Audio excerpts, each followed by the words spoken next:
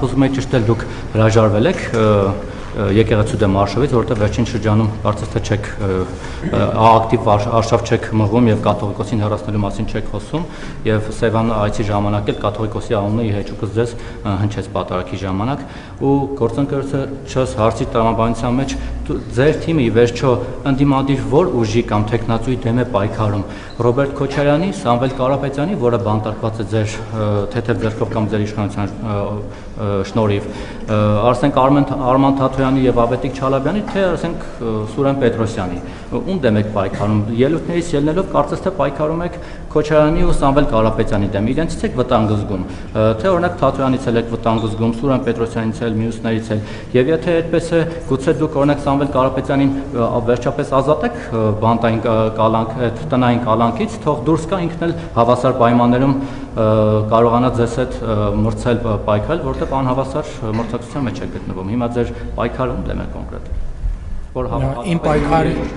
Իմ պայքարի եւ հաղորդակցության ամենաարդյունավետ միջոցներից մեկը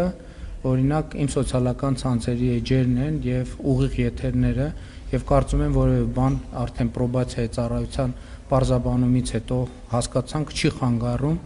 որ ուղիղ եթեր մտնի ձեր նշած մարդը, եթե հեռախոս ձեռք բերելու խնդիր ունի, կարող ենք աջակցել նույնիսկ ինտերնետը եւ հեռախոսի չիպը ապահովել։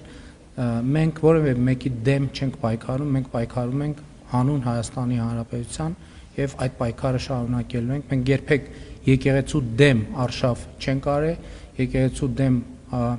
արշավ արել է եւ անում է Կտրիչ Ներսիսյանը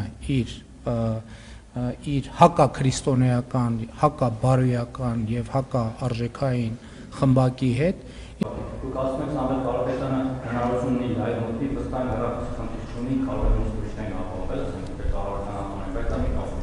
կարող է մտնել, բայց նա անազատության մեջ չի կարող դուրս գալ եւ հավասարի կարոզարշավ անել, ինչպես դուք եք հիմա օգտագործում այդ հնարավորությունը անում կամ թիմակցիներ։ Հիմա ձեր թիրախը կոնկրետով է Քոչարյանը, Թաթոյանը, Սամվել Կարապետյանը, Սերժ Սարգսյանը, նախկինները առհասարակ ասում եք պետք է երբեմն հանգիստ թողնել։ Երբ որ ձեր նշած անձը Հայաստանի բոլոր ընտանիքների բոլորի վրա հոսանքի հավելագրումներ էր անում, ինքը այդ ժամանակ հավասարը հավասարի հետ էր անում բոլորի հետ։ Նախորդ անգամ ասացիք մեր տունը ստուգեցի, մեր տանը հավելագրում չի եղել։ Շատ լավ, փողերի լվացում անելիս հավասարը հավասարի հետ, չգիտեմ։ Կարծում եք փողերի լվացման դեպքի տեք։ Ինչու հիմա հիշեցիք այդ մասին։ Եթե այդպեսի բան